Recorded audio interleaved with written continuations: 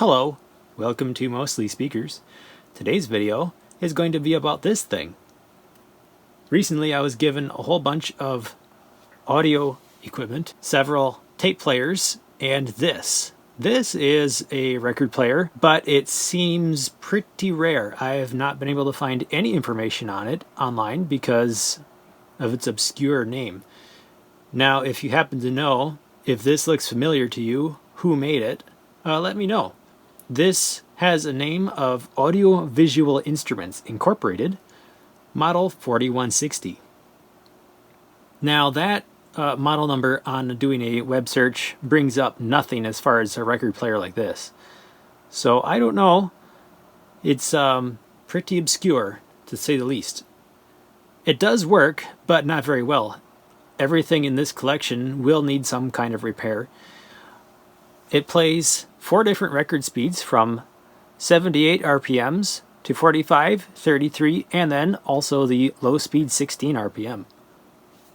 It has a flip over needle. It'll play LP or LP plus on this needle. This tone arm feels very, very heavy, but it's actually quite well balanced. It articulates right here. Kind of a neat design. Speaking of design, this is an all-transistor design. There's no vacuum tubes in it, which is nice for me. I don't have to deal with that kind of high voltage stuff. So it powers on. There's actually a neon indicator lamp underneath here, which I'll show you in a little bit. And then we have, down here we have some 1/4-inch jacks. This has a built-in amplifier. It'll power speakers, or you can run it through an aux out or have an aux input. And also you can do stereo headphones. We have a volume dial, a balance control, treble and bass. We have our record speed control back here, and then up here we have a motor speed adjustment dial. Now you have to run this thing in its current condition for quite a while for the motor to become stabilized. It actually plays 78s pretty good, but the 33s sound like a broken record. Now, some people might say that it's not good for equipment to be run before it's been serviced. I don't think it's going to make much difference in this case. I don't think this thing is rare or valuable at all. But like I said, it does sound like a broken record. So we'll try playing a broken record on it. I'm going to set the speed control to 78 and then turn on the motor.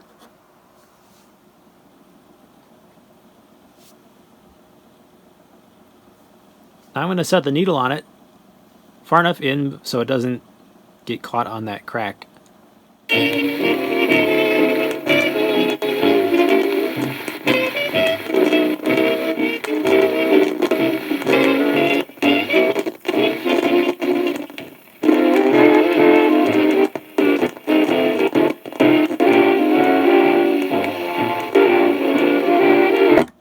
There's also a loose connection somewhere in there, whether it's in the wires from the tone arm or in from the amplifier. I'm going to switch the motor off so I can pick up this record without gouging my fingers.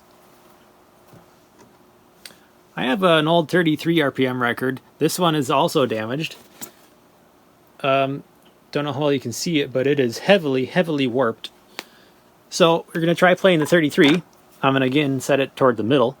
I'm actually going to start the motor at 78 so it can warm up a little bit, and then I will adjust it down to 33.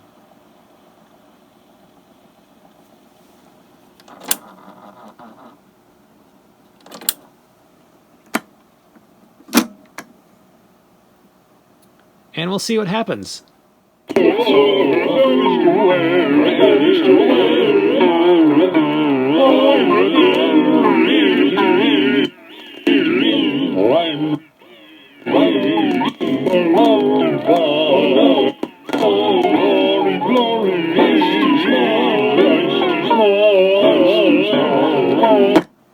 Okay, as you can hear, the 33 speed is awful. So I think that the mechanical components inside really need to be taken apart and greased thoroughly. I suspect that this has a idler drive, so there's a motor with a idler wheel that rubs on the inside of the plate to make it spin. Down in here we can see that there is the visual for the speed control, and there it kind of gives a idea of how fast it's going. We also have a couple of cork, I think these are cork, actually these feel like they might be leather. These are spacers, so it's either to hold the records down, or more likely it's actually the insert for 45s with a large hole on the inside. Pretty unusual and pretty neat looking, actually. It is spring-loaded too. There's springs underneath it in the feet. Now this used to have a lid. There's screw holes on the front for a cover and some hinge points at the back for a cover, but there is no cover that I can find. It does have a carry handle on this side as well. I'm going to see if I can actually get this thing apart just so we can see what's underneath the hood of this. I was able to remove the 4 screws that hold it together pretty easily, and I'm going to get a hand underneath here and see if this will come up out of its vinyl wrapped wood case. So this is the wood case, very dusty. It's probably been in a barn for a long time. This actually has a little schematic, which is kind of nice. Again, it just says Model 4160 Phono Schematic, Audiovisual Instruments, a division of Knox Manufacturing Company. Alright, so here's the underside of the turntable. We have our main power switch, our motor power switch next to that, our audio inputs and output jacks, speaker output jacks, and the headphone jack, the amplification board. This is the volume, so there's actually 2 separate volume dials, which is kind of nice. Balance, and then separate bass and treble there. We have our transformer and our motor. Yeah, so as I suspected, this is an idler drive. You can kind of see down underneath there, there's an idler wheel, and then this mechanism here is actually the speed control. So this changes where that idler wheel sits on the turntable, and that actually adjusts the speed of it, because this motor has exactly 1 speed, although it is controlled by the speed dial. So this is the motor speed controller. Very interesting design. It's like a throttle. I've never seen that before. Well, we're not quite done looking at this record player. Here's the underside of the platter, where it has the little bars that show the different speeds, and then they kind of appear underneath on this extremely dusty mirror. So there's 78, 33, and 45. And then, yeah, back here we can see our idler drive motor. So I can turn on the motor. I think the motor actually is pretty consistent as far as its speed. The real problem with these is this rubber wheel is it needs to be replaced so that it will operate smoothly.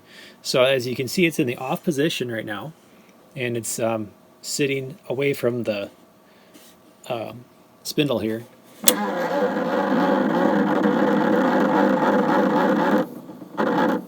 You can hear that, well, first, for one thing, it needs oil. It's set up on the 78, so the 78 is the larger diameter. We can bring it up to 45, 33, and 16, all the way at the top. So yeah, that rubber wheel needs to be cleaned and or replaced, and it should have much smoother operation. And then down here we have the speed dial for the motor. Yeah, it just turns a mechanical lever. Alright, we're back working on the Audiovisual Instruments record player, and there's just a couple things left to do to it. Let's see. I will pull the platter back off and show you what I did to service the idler drive. I cleaned up the entire metal surface of it with some cleaning soap and cleaner, and then I took all these knobs off and cleaned them, and they actually look really shiny now. Also, I now have cleaned up that mirror underneath, and you can see how that cleaned up the speed indicator underneath the platform. So when I engage the motor, and we're starting on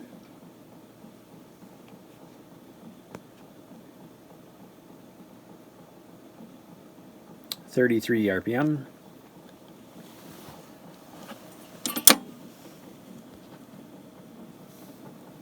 So I switched to 45. Now the 45 line is lined up. And the 78 line.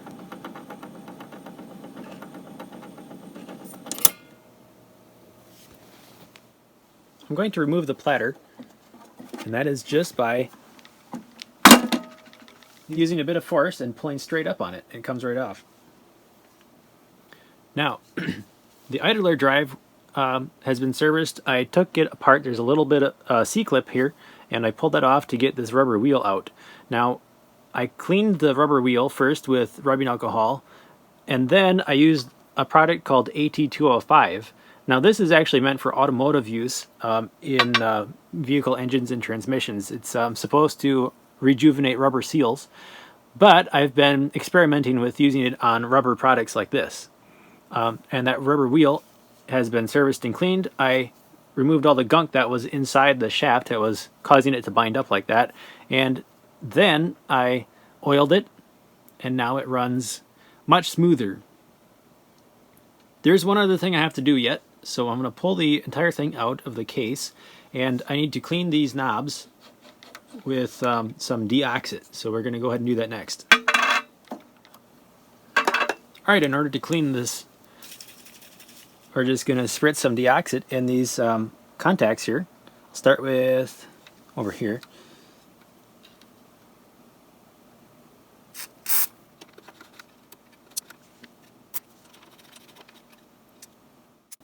Alright, there's only one more thing to do before I play any good records on this. Everything that can be oiled has been oiled. I used deoxit on all these dials down here to clean them up, and all I have left to do is de-dust the needle, and then I will test out the records and see how this performs. So what I'm going to do is I have this little device here. This is, well, what was on this side was a mirror to check underneath and see if there was, the needle stylus was still there. This side is a very, very, very fine brush. You can't really see how fine it is. It looks solid, but it's actually fine, fine hair. All I have to do is touch this up underneath the needle, like so, and that should remove any dust and dirt that's accumulated on the needle. So I'll go ahead and inspect that, and then we'll test out a record.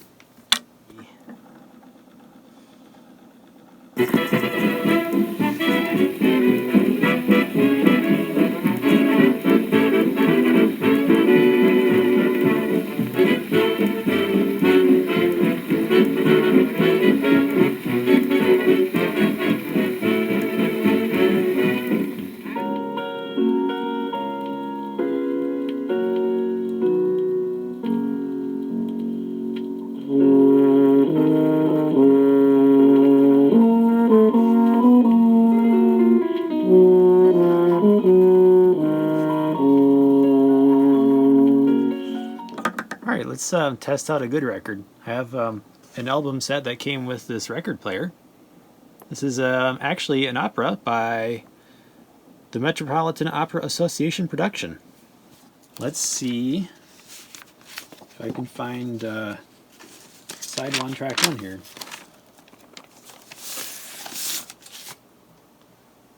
Side 4, side 1.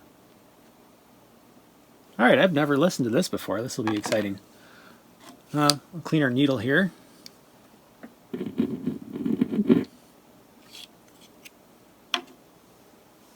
This record appears to be almost mint.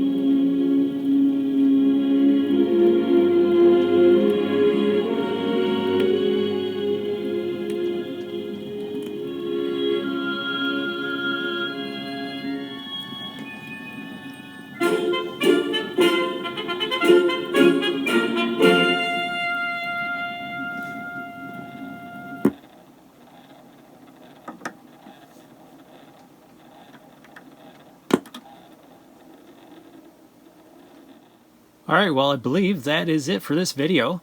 I hope you enjoyed it somewhat, and if you found it interesting, please leave me a like and a comment. And as always, thanks for watching.